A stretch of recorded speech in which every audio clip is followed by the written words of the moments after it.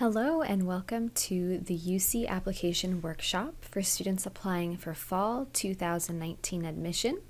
This workshop is hosted by the OCC Transfer Center and we'll be going over all the important information for UC applicants.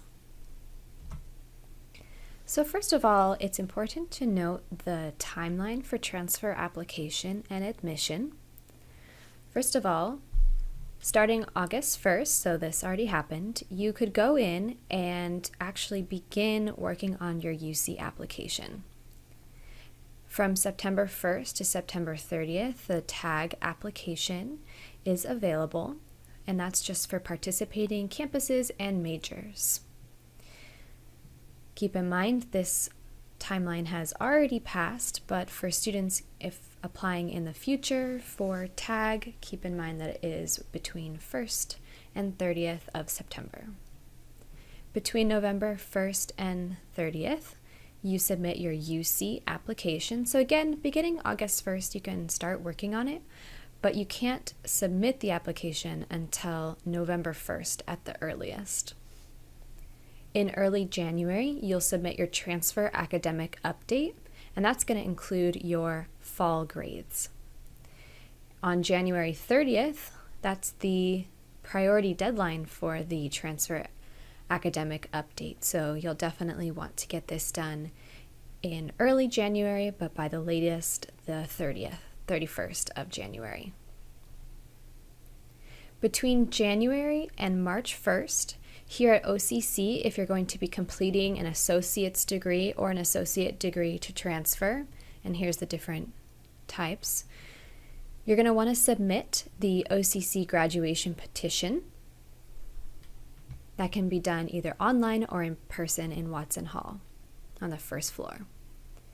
From January to March 2nd, you'll submit your financial aid application, and that's either through FAFSA or the California Dream Act for undocumented California students. From March 1st to May 1st, you will get your notification of admission from the UCs, so you'll find out if you were accepted. And then on June 1st, you'll need to submit your statement of intent to register, so that is basically deciding which UC campus you will be attending. And then by July 1st, your final transcript must be submitted to the campus who you have decided to attend. And you'll want to request GE certification if you're completing IGETC, which is a general education pattern here at OCC. Next is minimum UC transfer requirements. It's important that you be aware of the minimum requirements for transferring to a UC in order to be eligible to apply. The first is having a 2.4 transfer GPA, and that's a 2.8 GPA for non-residents. You must have 60 UC transferable semester units by the end of spring 2019. So important that you note it's spring 2019, so if you're planning on finishing your 60 transferable units in summer, please keep in mind that those units will not count towards your 60 transferable minimum. You can find out if courses are transferable by looking at assist.org. If you have questions about that, you can come into the Transfer Center or see your counselor.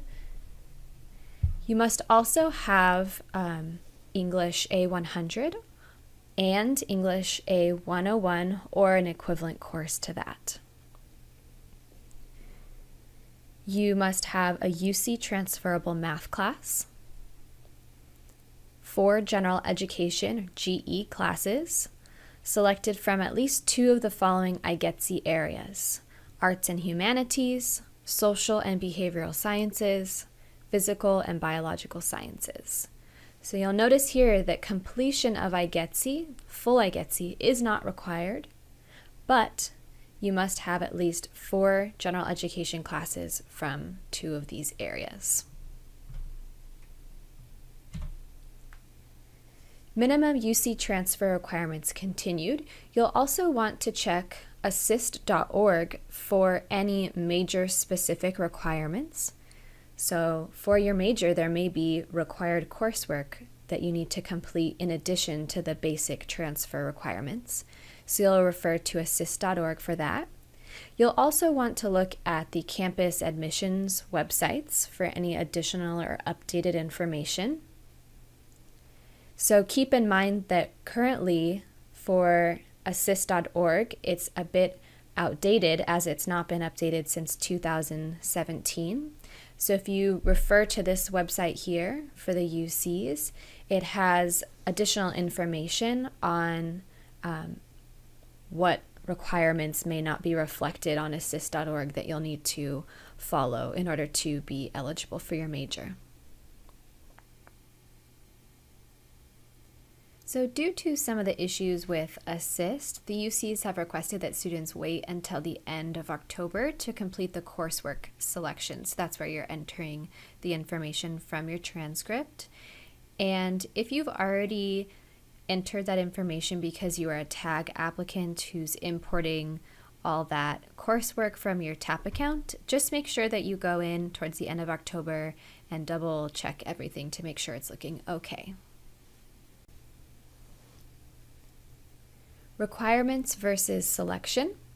So as I've gone over, there are requirements in order to be eligible to apply to a UC, but that's a bit different from what's actually going to make it so that you are selected for admission to a UC. So every campus is going to receive the same application that you fill out on the UC application website. They're going to review for the minimum requirements that we've gone over. And then they'll also review for admission individually using the content of your application. And this is because the UCs do a comprehensive review of your application. They're looking at the entire application, not just your grades, not just your personal statement. They're looking at everything you're entering. So you're going to make sure that you want to enter relevant information and be detailed on your UC application. This website here, admission.universityofcalifornia.edu/transfer/index, has a lot of additional information on the selection process and just the process of transferring to a UC in general. I'd really recommend going to this website and looking at the details that they include.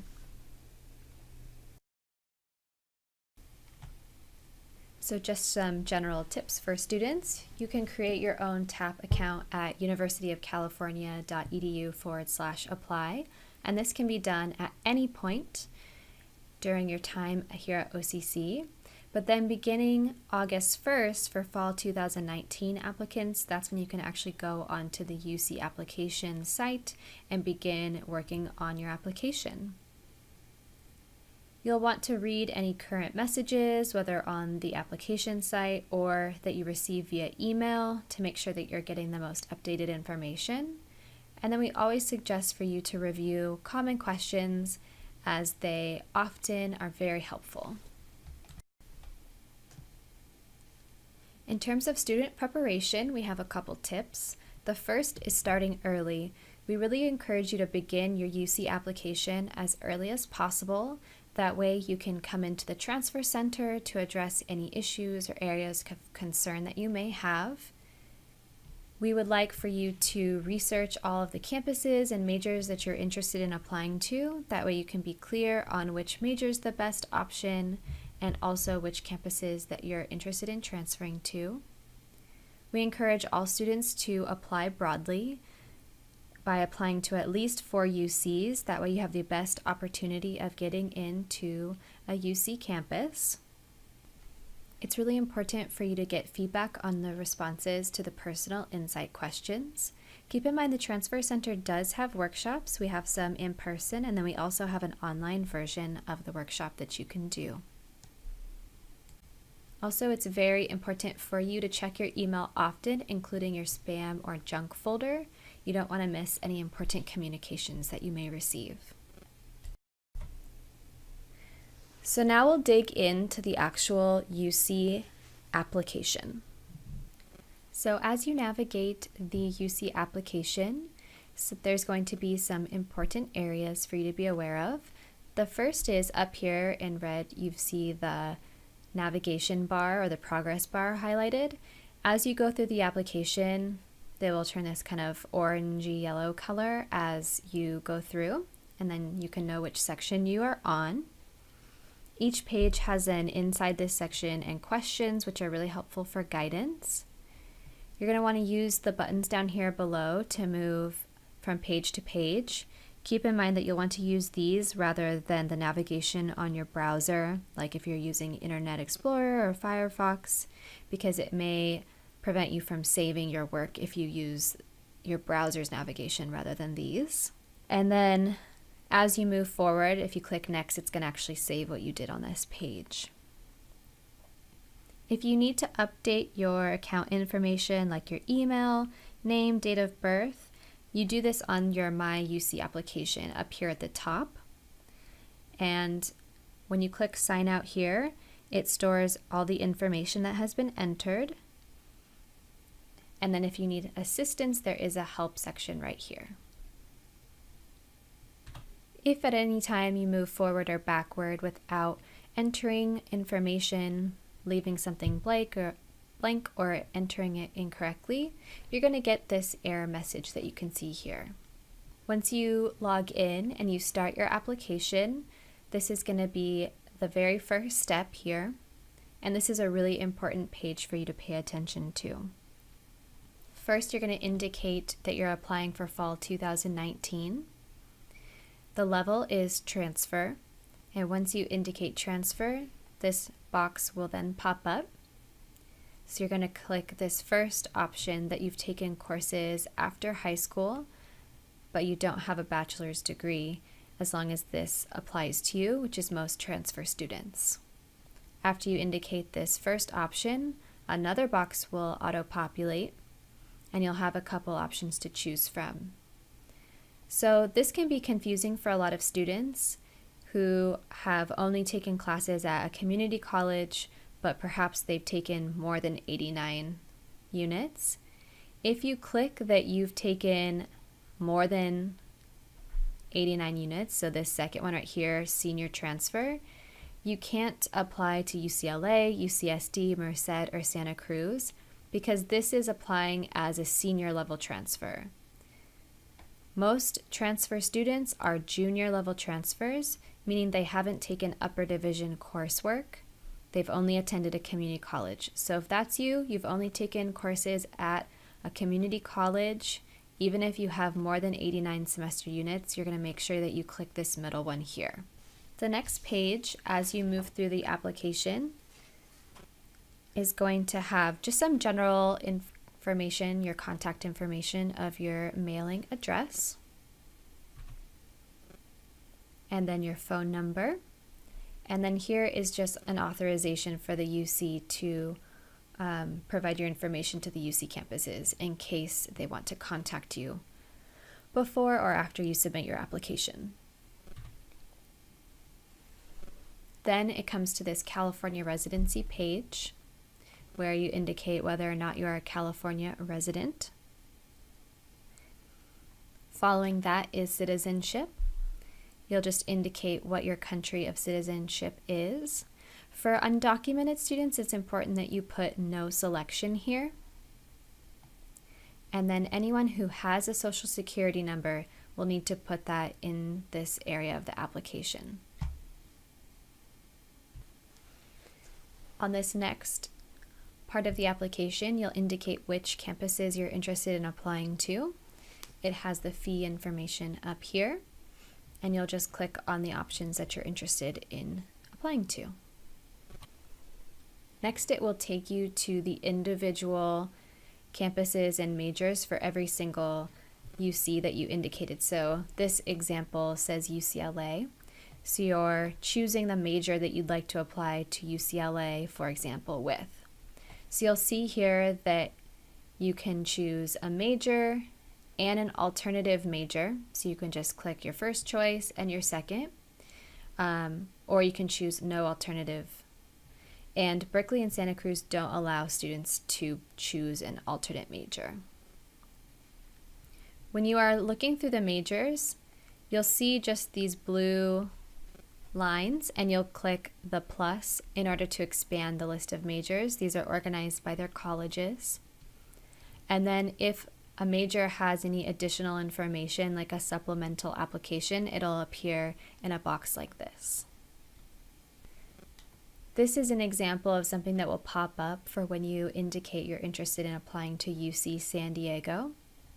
You can click this link here to learn more about the different colleges at UCSD, but basically you're going to be asked to rank the order of the colleges, but keep in mind that rank order does not affect your chances of admission.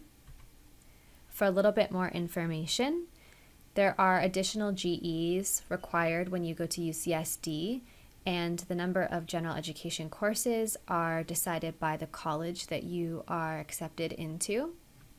So as you can see here, by each college, it's just listing which type of courses and how many courses are going to be required after you transfer to UCSD. So you'll see that Muir only has one additional course, whereas the other ones have several. The next section of the application is scholarships. So basically scholarship opportunities at the UC.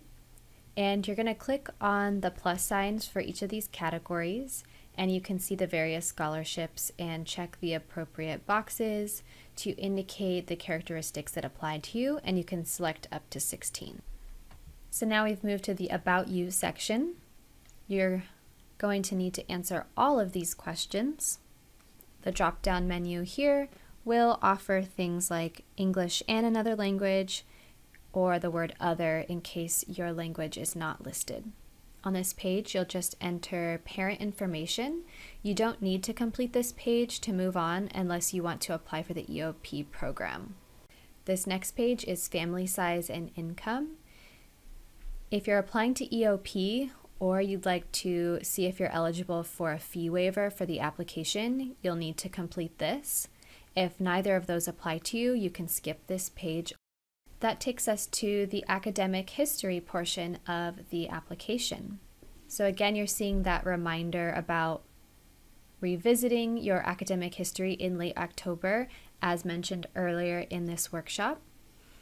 And if you already completed the transfer admission planner because you were a TAG applicant, you could go ahead and enter your TAP login information, and it'll take your academic history from your TAP account and enter it into the UC application for you.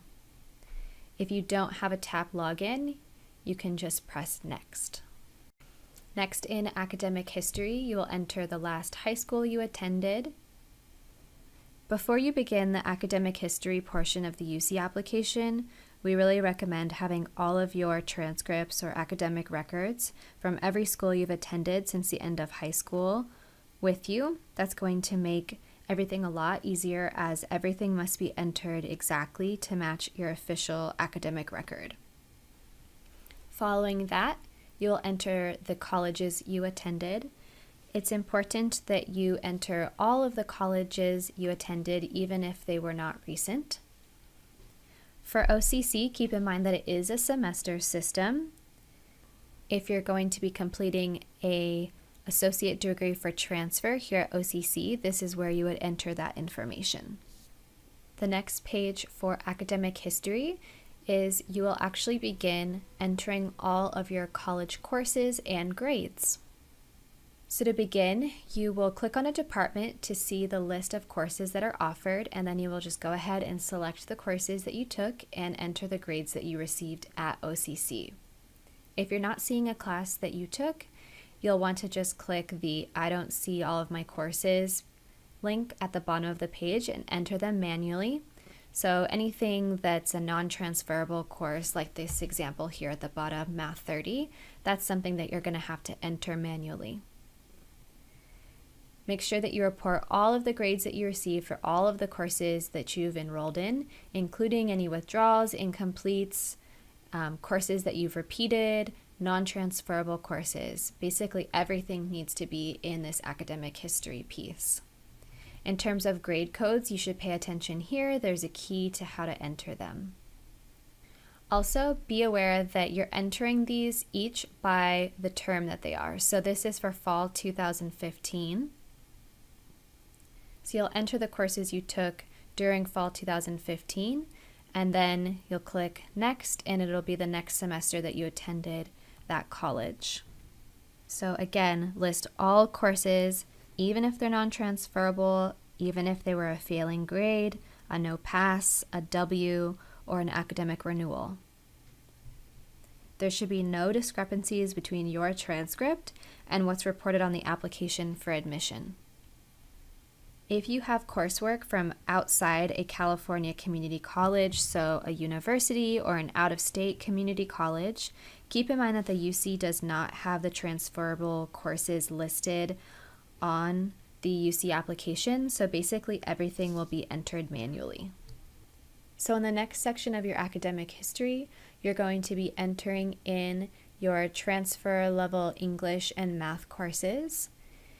If you took the courses at a California community college, they should auto-populate like how this example of Philosophy A150 did. But for some reason, if they're not auto-populating, it'll ask you a question right here. So for example, if you took an AP course, it's not going to automatically go right here, so you would just instead click that you've already completed it. If it's in progress or planned, you could click that if it applies. And then if it's not planned or not completed, it's important that you take a pause and look back at the eligibility requirement for transfer to a UC. The same goes for math, and you can see here Calculus 1 is being auto-populated. So on the next page, it's just asking some additional questions about your academic history. For example, are you going to be completing your IGETC fully? Are you going to have satisfied entry-level writing requirements? It's important to note that if you're using AP credit to fulfill the transferable course requirements that we saw on the last page, you're going to want to enter that information here in this additional comment box. There are 5 categories of activities and awards, and each are limited to 5 entries. So just keep that in mind as you go through and add various programs that you've participated in. The 5 categories are educational prep programs, community service, work experience, awards and honors, extracurricular activities. So you're going to want to choose up to 5 of your most meaningful experiences for each category. So if you've done a ton of activities or received a lot of awards, just make sure you're going through and prioritizing which ones are most relevant to your UC application. You're going to want to enter details about each activity. If you didn't have the time or opportunity to participate in school or community activities or volunteer or paid employment, it's helpful for application readers to know why. So basically, how did you use your time, and explain if it was a choice or a requirement. For example, if you are taking care of siblings and or children, commitment to research projects, full-time employment, etc. You don't want to exaggerate or make things up because the information submitted is subject to verification. And if you're unable to provide proof of the information provided, the application can be canceled.